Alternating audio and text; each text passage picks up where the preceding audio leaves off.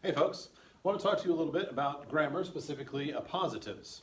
All right, now before we get too much into this, I want to give a shout out, I guess, to the grammar teacher that I think is one of the best I've ever seen. His name is Harry Noden. And I really like his approach because he looks at writers as if they are artists.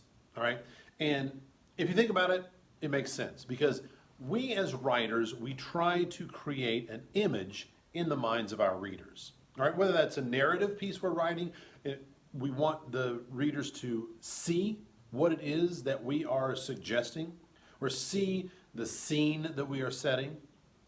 If we are building an argument, we want to be able, for our reader to see and fully understand and have have clarity in what it is that we are arguing for or arguing against. Even in an academic piece, we want the reader to have clear understandings of what it is that we are advocating for, or what it is that we see in literature, or what it is that we are focusing on, so that our message is heard. All right? So, considering the writer as an artist is important, and what Harry Noden seems to do is doesn't seem to do, he actually does this. He refers to all these grammatical structures as brush strokes. These are brush strokes to create a clearer image of what it is that we're writing about. All right?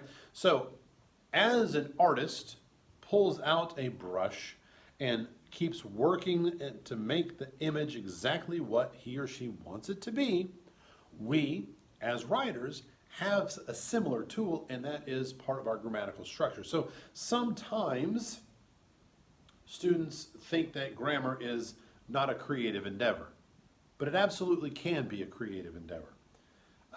And in fact, I believe it should be a creative endeavor. A lot of times people think, English is all for the creative types, but not for me. I'm a math and science type. But grammar also can work that way in it's a system, and everything has a place, and there's a place for everything, and everything's in its place. All right, so to me, grammar is one of those things that kind of spans brain hemispheres, spans other disciplines or types of people even. I'm a very driven down the line type of person, or I'm a free thinking type of person. Either way, I think grammar can speak to whichever you are.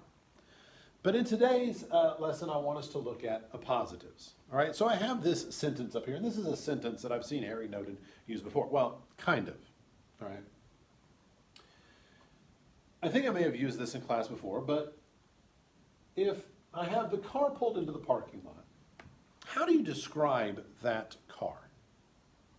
I mean, what car, I shouldn't say how do you describe the car, but what is the image of the car that is in your mind? The car pulled into the parking lot. Is it a fast car? Is it a new car? Is it an old car? Is it a hunk of junk, some sort of jalopy of some kind?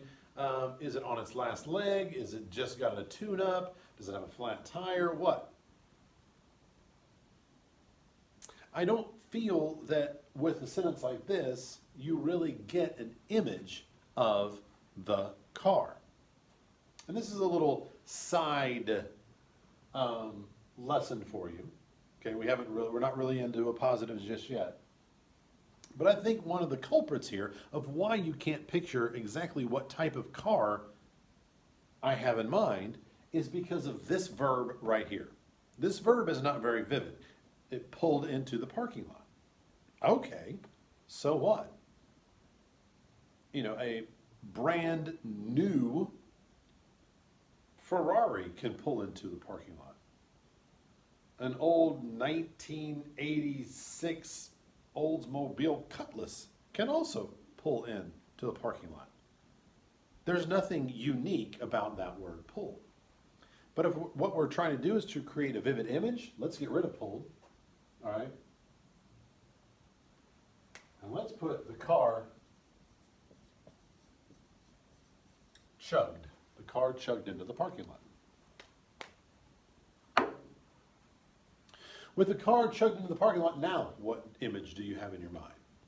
Probably now you have an image of that older car, that car that's on its last leg, that car that is probably chugging into the parking lot because it can no longer go down the street. The next phone call the driver makes is probably for a tow truck. This, while it's no more, it's not a bigger word than, say, pulled is, it does create and carry with it an image. And that image, I haven't changed anything, I haven't told you anything about the car, I've just changed this, and all of a sudden there is more of an image of the type of car. So I believe, as a writing teacher, I believe that you can get further with the right verb than you could ever get with a whole series of adjectives. This creates an image more than if I said the brand new fast car pulled into the parking lot or the old rust bucket pulled into the parking lot. If I say the car chugged, you got the old, you've got the rust bucket, and you've got just that activity of the car just sort of barely making it into the space. All right? So that's just a little side thing for you. But what are appositives? Or what do appositives do? It's pretty simple. Appositives rename nouns. Right? Rename. As we know, noun, person, place, thing, idea. Okay? So let's take a look at the nouns in this. We've got car, of course, is a noun. And lot is a noun. Okay. So those are two places where, if we so choose, we can place an appositive. All right? And so what an appositive essentially is, looks a little something like this. I'm going to add an appositive to car here. The car.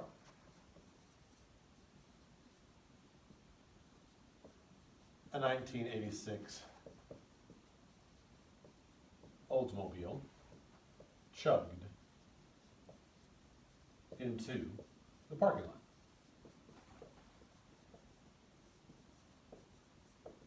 Oh, it didn't go off the screen. Okay, it didn't.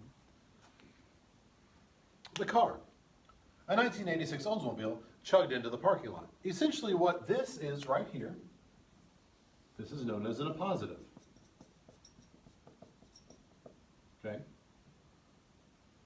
Or since it's a series, a collection of words, we could say an appositive phrase.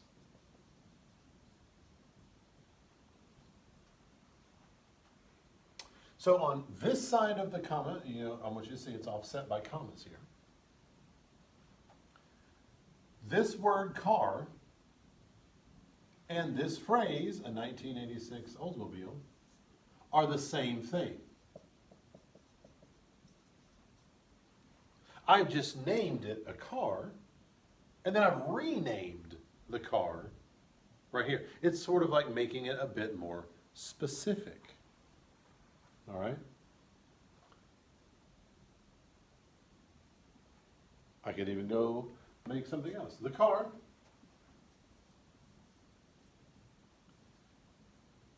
a 16th, wait, hang on, a birthday gift. I'm going to just keep it like that.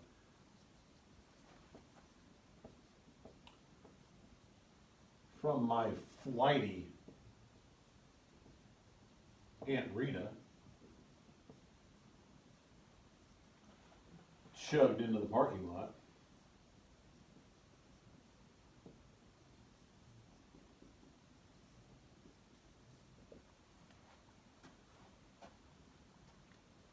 Car. Birthday gift. And all of it from my flighty Aunt Rita. Okay, same thing. Okay. So, get the sense that probably flighty Aunt Rita was not really known for having a mechanic on speed dial. She probably didn't change the oil in the car. Whatever. All right? But these are the same thing. This right here and this are the exact same.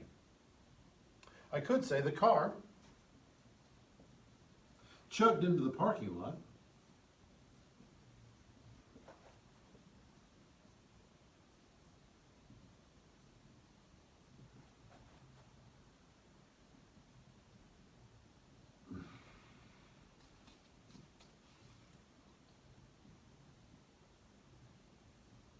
A hot, desolate wasteland, shimmering in the Texas sun.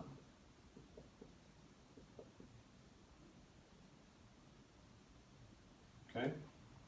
So, the car, I just keep it a car. I don't give it an appositive phrase. Okay? The car chugged into the parking lot. How do I, what else do I want to call the parking lot? I want to call it a wasteland. Okay? So the parking lot, a hot, desolate wasteland shimmering in the sun. All right? And that's really all we have here. I could say, or one of my students might say, my teacher, Mr. Murrin,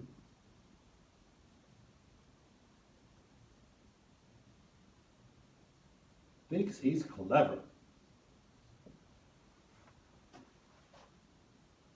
Teacher, Mr. Murrin.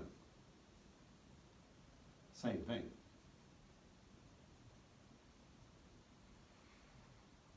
Teacher is a noun. I am a noun. I'm named a teacher here. I'm named by my proper name or a form of my proper name here. And quite simply, people, those are appositives. Now, I'm probably going to give you some practice here and want you to work on these. But keep these in mind. And I want to keep using different, when we get to other brushstrokes and other grammatical structures, when we get to participles and participial phrases, when we get to absolute phrases and things like that, I'm going to start working or keep working off of the car chugged into the parking lot. It's going to kind of be our anchor sentence. It's going to keep us in check. All right? So, there you are.